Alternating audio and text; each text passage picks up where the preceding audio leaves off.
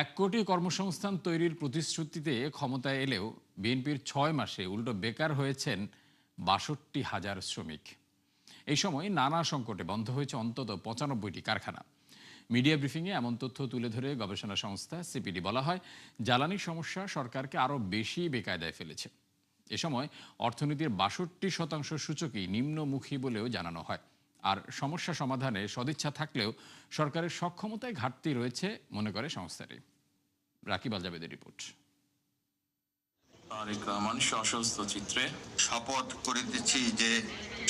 করিতেছি যে ক্ষমতা গ্রহণের পর থেকেই একের পর এক সংকট মোকাবেলা করতে হচ্ছে বিএনপি সরকারকে। তাই গেল ৬ মাসে কাজ এগুতে পারেনি পরিকল্পনা অনুযায়ী। নির্বাচনী ইশতেহারে ১৮ মাসে ১.৫ কোটি কর্মসংস্থানের প্রতিশ্রুতি দিলেও উল্টো এই সময়ে কাজ হারিয়েছেন অনেকে, বন্ধ হয়েছে বহু কারখানা। সিপিডি আয়োজিত এই সংলাপে উঠে এসেছে সেই আলোচনা।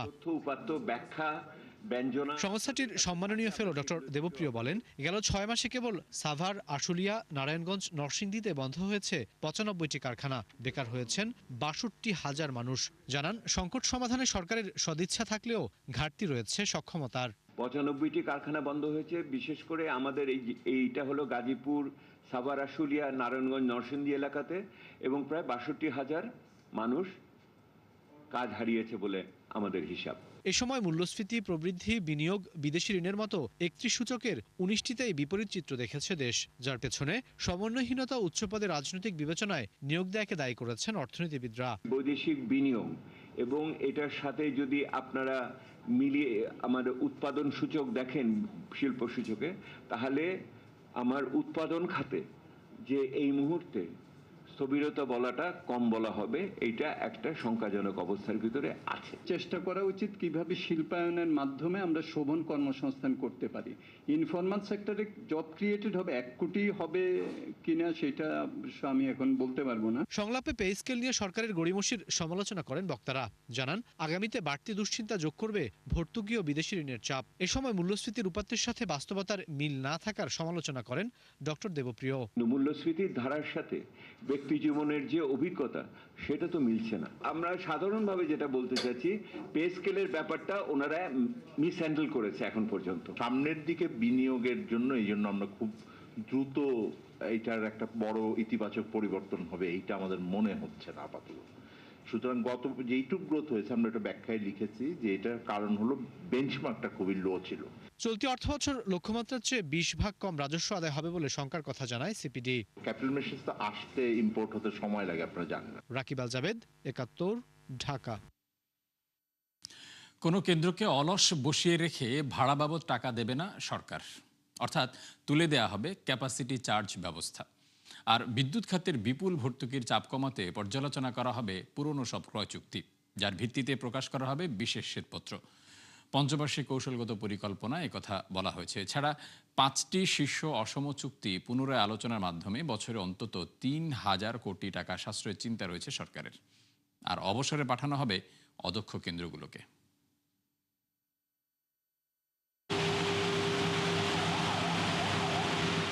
বিনিয়োগ, উৎপাদন ক্ষমতা বৃদ্ধি এবং নিয়ম ভাঙার বিচারে আওয়ামী আমলে সবার উপরে ছিল বিদ্যুৎ খাত। রাজনৈতিক সুবিধা আর বিশেষ গোষ্ঠীকে খুশি করতে বহু অসম চুক্তির অভিযোগ আসে এই খাত ঘিরে, যার প্রমাণ পায় অন্তর্বর্তী সরকারের আমলে গঠিত জাতীয় পর্যালোচনা কমিটি। আর শেষ বিচারে এসব অনিয়মের আর্থিক বোঝা বহন করতে হয় সরকারকে। শুধু তাই নয়, সাধারণ মানুষকেও বিদ্যুৎ কিনতে হয় কয়েক গুণ বেশি দরে। আলোচিত এই খাত ঘিরে এবার সুনির্দিষ্ট পথে হাঁটতে চায় বর্তমান সরকার, যা তুলে ধরা হয়েছে পঞ্চবার্ষিক কৌশলগত পরিকল্পনায়। এতে বলা হয়, প্রথম বছরে সমস্ত ক্রয় চুক্তির কারিগরি ও আর্থিক নিরীক্ষা শুরু হবে, যার আওতায় আসবে বিতর্কিত কুইক রেন্টাল সংক্রান্ত আইনে নেয়া প্রকল্প। আর দ্বিতীয় বছরে এই সংক্রান্ত শ্বেতপত্র প্রকাশ করতে চায় সরকার। আর অসম শর্তের শীর্ষ 5টি বিদ্যুৎ কেন্দ্রের চুক্তি পুনরায় আলোচনার মাধ্যমে বছরের সাশ্রয়ের চিন্তা অন্তত ৩,০০০ কোটি টাকা। অন্তর্বর্তীকালীন সরকারের সময় এই দুই কমিটির যে কাজটা, সেখানে আপনি কি ঘটেছে, কিভাবে ঘটেছে এবং তার ফাইন্যান্সিয়াল কনসিকুয়েন্সটা কি, এটা পরিষ্কারভাবে ডকুমেন্ট করা আছে।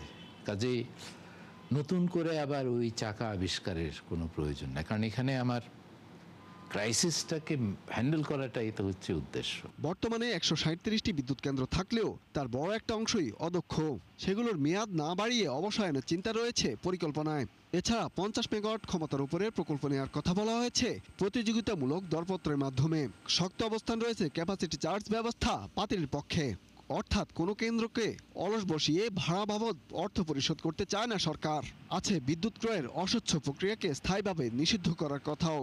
ওদের পাওয়ার স্টেশনগুলো চালাবে, ঠিক আছে, আমাদের পিডিবির পাওয়ার স্টেশনগুলো চালাচ্ছে না, এটার রেট তো অনেক কম, আমাদের এখানে ক্যাপাসিটি চার্জ নাই। তাহলে এইগুলো না চালে ওইগুলো চালাইলে তো তাকে পয়সা দিতেই হবে। তো এই সবগুলোই তো দেখতে হবে, শুধু কন্ট্রাক্ট রিভিউ করলে হবে না। এই ধরনের যে একতরফা চুক্তি হলো, যেখানে লাভটা আইপিপির, লোকসান হলে সরকারের, একদম 100% রিস্ক ফ্রি আপনি একটা চুক্তি করেছেন, তো এটার পেছনে কি ঘটেছিল? কারণ এমন তো না যে সব পাওয়ার ডেভেলপমেন্ট বোর্ড বা অন্যান্য যারা সংশ্লিষ্ট অথরিটিরা বোকা লোক ছিলেন, কিছু বুঝেন নাই, যাই দিয়েছে তাই সই করে দিয়েছেন, তা তো না। পরিকল্পনা অনুযায়ী আগামী 4 বছরে সৌর বিদ্যুতের উৎপাদন ক্ষমতা 10,000 মেগাওয়াটে নিতে চায় বর্তমান সরকার। ইমদাদ হোসাইন, 71, ঢাকা। 312 কোটি টাকা ব্যয়েও সফটওয়্যার আপগ্রেড করতে পারেনি অগ্রণী ব্যাংক। ফলে গুনতে হচ্ছে বিপুল লোকসান। উল্টো এইসব কাজে অনিয়মের মাধ্যমে 91 কোটি টাকার বিশেষ সুবিধা দেয়া হয় ফ্লোরা টেলিকমকে, যার পুরোটাই এখন ক্ষতির তালিকায়। মূলত আওয়ামী আমলে বিপুল এই অর্থ অপচয় করেন সে সময়ের কর্মকর্তারা। প্রতিষ্ঠানের চেয়ারম্যান জানান, চেষ্টা চলছে এসব পুনরুদ্ধারের। আব্দুল জাহির আনাসের 3 পর্বের ধারাবাহিক প্রতিবেদনের আজ দেখুন দ্বিতীয় পর্ব। ক্যামেরায় ছিলেন আহসান হাবিব টিটো।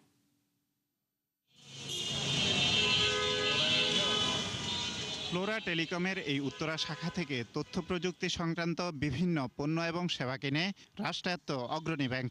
2022 সালে কোর ব্যাংকিং সফটওয়্যার ব্যবস্থাপনা উন্নয়নে বিশেষ চুক্তি হলেও তা ঘিরে উঠেছে গুরুতর অনিয়মের অভিযোগ। অভ্যন্তরীণ নিরীক্ষায় বলা হয়, প্রতিষ্ঠানটির সঙ্গে অসম চুক্তি এবং অবৈধভাবে সুবিধা দিয়ে অন্তত 91 কোটি টাকার ক্ষতির মুখে পড়ে অগ্রণী ব্যাংক। নিরীক্ষা অনুযায়ী চুক্তির শর্ত পরিপালন, পেছনের তারিখে কার্যকর এবং অতিরিক্ত রক্ষণাবেক্ষণ ফি পরিশোধের মাধ্যমে অনৈতিক সুবিধা দেওয়া হয়। যেমন 2022 সালের সংশোধিত চুক্তি 2020 সালে কার্যকর দেখিয়ে ক্ষতি হয় অন্তত 5 কোটি টাকা।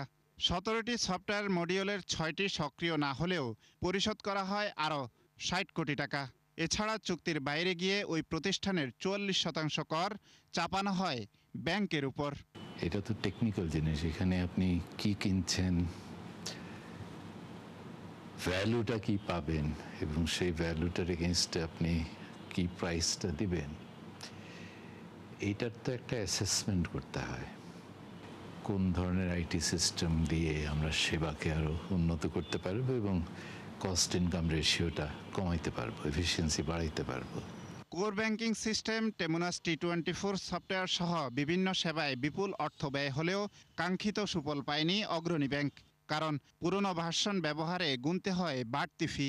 পরে তা আপডেট করতে আরও 64 কোটি টাকা ব্যয় হলেও তা শেষ হয়নি দীর্ঘদিনেও। অথচ এজন্য ফ্লোরা টেলিকমকে দেয়া হয় 60 কোটি টাকার লাইসেন্স ফি। ম্যানেজমেন্ট তো জানে এগুলি ভাই, না জানা তো না, তুমি তো বুঝো এই জিনিস। কিন্তু উপর থেকে যদি কেউ প্রেশার দেয় যে এটা করে দিতে হবে, তাহলে যা করার সাহস হয়। হ্যাঁ, সে যদি বলে যে আমি চাকরির চক্কর তো আঁকা করি না, তাহলে ঠিক আছে, সে শক্ত হতে পারবে। কিন্তু যার সেই ভয় নাই, সে তো মেনে নিতে বাধ্য হবে।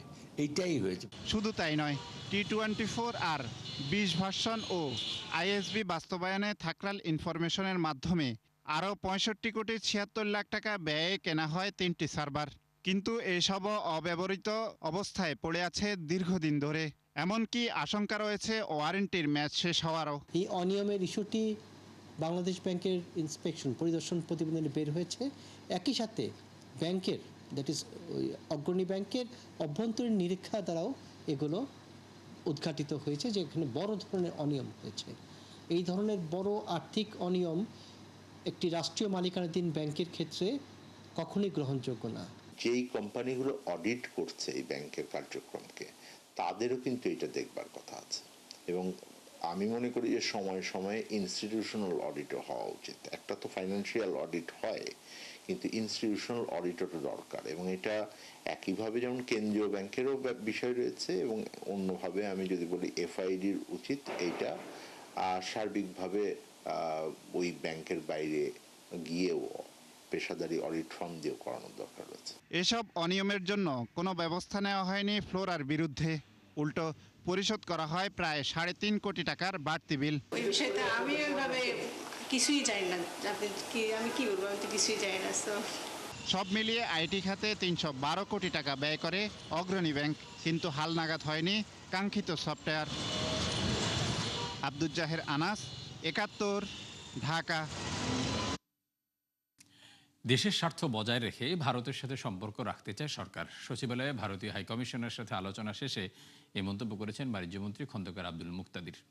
এ সময় তিনি বলেন, বিগত সময়ে নানা প্রতিবন্ধকতা থাকায় বাণিজ্যের গতি কিছুটা কমেছে। এসব সমস্যা চিহ্নিত করে দুদেশের বাণিজ্যিক সম্পর্ককে আরও শক্তিশালী করতে আলোচনা হয়েছে বলে জানান তিনি।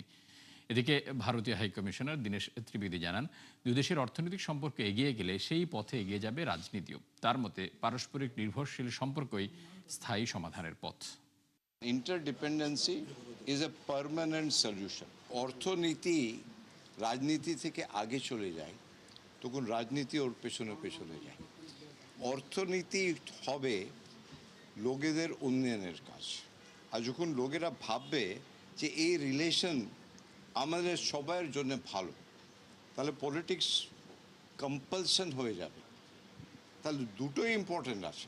দুই সরকারের তরফ থেকে বা দুই রাষ্ট্রের তরফে অনেকগুলি বিধিনিষেধ এসেছে। বাণিজ্যের পথে অনেকগুলি বিধিনিষেধ এসেছে, but even defying those restrictions, গত বছর দুই দেশের মধ্যে দেশীয় বাণিজ্যের পরিমাণ প্রায় $13 বিলিয়ন। তার মানে ইকোনমিক কনসিডারেশন অনেক সময় অনেক কিছুকে ছাপিয়ে যায়। অর্থবছরের প্রথম মাস জুলাইয়ে উন্নয়ন কর্মসূচি থেকে 1% অর্থ ব্যয় করতে পারেনি সরকার। বাস্তবায়ন, পরিবীক্ষণ ও মূল্যায়ন বিভাগ আইএমইডি এ তথ্য প্রকাশ করেছে। এতে বলা হয় যে প্রথম মাসে এডিপি বাস্তবায়ন ছিল মাত্র 0.69%। টাকার অঙ্কে যা 2121 কোটি। যদিও 3 লাখ কোটি টাকার হিসাবে এই সময় খরচ হওয়ার কথা ছিল 25,000 কোটি। সে তুলনায় বাস্তবায়ন 12 ভাগের 1 ভাগ। অবশ্য সামান্য এই ব্যয়ের ক্ষেত্রেও অর্ধেকই ছিল স্থানীয় সরকার বিভাগে। অন্যদিকে 1 টাকাও ব্যয় করতে পারেনি স্বাস্থ্যসেবা, স্বাস্থ্য শিক্ষা, সেতু, শিল্প, ধর্ম এবং বেসামরিক বিমান পরিবহন ও পর্যটন মন্ত্রণালয় সহ কয়েকটি গুরুত্বপূর্ণ খাত। উল্লেখ্য, চলতি অর্থবছরের জন্য মোট এডিপি বরাদ্দ রেকর্ড 3 লাখ কোটি টাকা। বিদ্যুৎ পাওয়ার আগেই রূপপুর কেন্দ্রের দায় মেটানোর চাপ তৈরি হয়েছে। অথচ প্রকল্পটি সঠিক সময়ে বাস্তবায়ন হলে লোডশেডিংয়ের চাপ সামাল দিতে পারত সরকার, সুবিধা পেত দেশের মানুষ। আইইবির এক অনুষ্ঠানে একথা জানান বাংলাদেশ এনার্জি রেগুলেটরি কমিশনের সদস্য ডক্টর সৈয়দা সুলতানা রাজিয়া। জানান, দফায় দফায় পিছিয়ে প্রথম ইউনিটের জ্বালানি লোডিং গেল এপ্রিলে সম্পন্ন হলেও বাণিজ্যিক উৎপাদন সম্ভব হয়নি এখনও। বর্তমানে কমিশনিং ও টেস্টিং পর্যায়ে রয়েছে। বাণিজ্যিক উৎপাদনে বিলম্বজনিত আর্থিক ক্ষতিতে বড় করে দেখছেন তিনি। এছাড়া 1200 মেগাওয়াটের এই ইউনিট দেশের বৃহৎ উৎপাদন ব্লক হতে যাচ্ছে, যেখানে গ্রিডের ফ্রিকোয়েন্সি, আকস্মিক বিভ্রাট এবং ভোল্টেজের স্থায়িত্ব রক্ষা করাই বড় চ্যালেঞ্জ হবে। Effective coordination is needed between BPDB and Nuclear Power Plant Company Bangladesh Limited. আমাদের পাওয়ার প্ল্যান্টের সাথে পিডিবির খুব ক্লোজলি এবং আমাদের গভর্নমেন্টেরও এটা প্রায়োরিটি লিস্টে এনে পুশ করতে হবে যেন এটা দ্রুত আমরা এগিয়ে যেতে পারি। প্রথম লার্নিং হচ্ছে import dependency must be reduce. কোনো উপায় নাই, আমাদের ফরেন এক্সচেঞ্জ থাকে না, আমাদের হরমুজের মতো ক্রাইসিস হয়ে যেতে পারে। যখন টাকা থাকে না তখনও আমরা ইম্পোর্ট করতে পারবো না, ইন্টারন্যাশনাল ক্রাইসিস হলেও আমরা ইম্পোর্ট করতে পারবো না। ভুয়া ব্যান্ডরোল ব্যবহারের মাধ্যমে শুল্ক ফাঁকি দিয়ে সিলেটে অবাধে ঢুকছে বিদেশি সিগারেট। আবার তৈরি হচ্ছে মানহীন নকল তামাকজাত পণ্য। এতে একদিকে যেমন মারাত্মক স্বাস্থ্য ঝুঁকি বাড়ছে, অন্যদিকে বিপুল পরিমাণ রাজস্ব হারাচ্ছে সরকার। পরিস্থিতি নিয়ন্ত্রণে প্রশাসনের অভিযানের পরও মিলছে না সুফল। বিশেষজ্ঞদের মতে এখনই লাগাম টানতে না পারলে ভুগতে হবে আগামী দিনে। সিলেট থেকে হুসাইন আহমদ সুজাদের রিপোর্ট, ক্যামেরায় ছিলেন তারেক আহমদ সানি।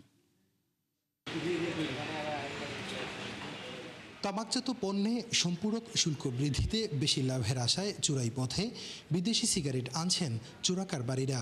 আবারও দেশের অভ্যন্তরে বিদেশি ব্র্যান্ডের আদলে তৈরি হচ্ছে নকল সিগারেটও। এমন সব চুরাই ও নকল সিগারেটে সয়লাভ সিলেটের বাজার। তথ্য বলছে, দেশে বছরে বিক্রি হয় 700 কোটি অবৈধ সিগারেটের শলাকা। এতে 4,500 কোটি টাকার রাজস্ব বঞ্চিত হচ্ছে সরকার, যার উল্লেখযোগ্য অংশই সিলেটের। এমন অবৈধ কর্মকাণ্ড রোধে নিয়মিত অভিযান পরিচালনার কথা বলছে জেলা প্রশাসন। গেল 2 সপ্তাহে জব্দ করেছে 6 থেকে 7 লাখ টাকার চুরাই ও নকল সিগারেট। বিভিন্ন নকল সিগারেটে বাজার সয়লাভ হয়ে গেছে, যার ফলে সরকার রাজস্ব বঞ্চিত হচ্ছে একদিক থেকে, অন্য দিক থেকে আমাদের যে চিকিৎসা ব্যয় সেটাও বেড়ে যাচ্ছে। অর্থাৎ আমাদের ভোক্তার স্বাস্থ্যের ক্ষতি হচ্ছে, চিকিৎসা ব্যয় বাড়ছে এবং সরকারের রাজস্ব থেকে সরকার বঞ্চিত হচ্ছে। বিশেষজ্ঞরা বলছেন, নকল ও চুরাই সিগারেট একদিকে যেমন স্বাস্থ্য ঝুঁকি তৈরি হচ্ছে, অন্যদিকে বিপুল পরিমাণ রাজস্ব হারাচ্ছে সরকার। সরকার ভ্যাট যেটা আমরা রাজস্ব বলি, এটা হিউজ পরিমাণ রাজস্ব থেকে বঞ্চিত হয়। তারপরে হচ্ছে সেকেন্ডলি হচ্ছে স্বাস্থ্য ঝুঁকি বেড়ে যায়, কারণ যখন কম মূল্যের সিগারেট বাজারে সয়লাভ হয়, আমাদের অর্থনীতির যে ল আছে যে দাম যখন কমবে চাহিদা বেড়ে যাবে, তখন মানুষ বেশি বেশি সিগারেটের দিকে ধাবিত হবে। তখন এই যে স্বাস্থ্য ঝুঁকি এবং এই স্বাস্থ্যের যে খরচ, এইটাও কিন্তু আমাদের দেশের সরকারের এক্সটার্নালি ইনডাইরেক্টলি বহন করতে হয়। অভিযোগ করেন, আইন অনুযায়ী ব্যবস্থা না নেয়ায় বাড়ছে অবৈধ বাণিজ্য। এতে ক্ষতির মুখে পড়ছে সার্বিক অর্থনীতি।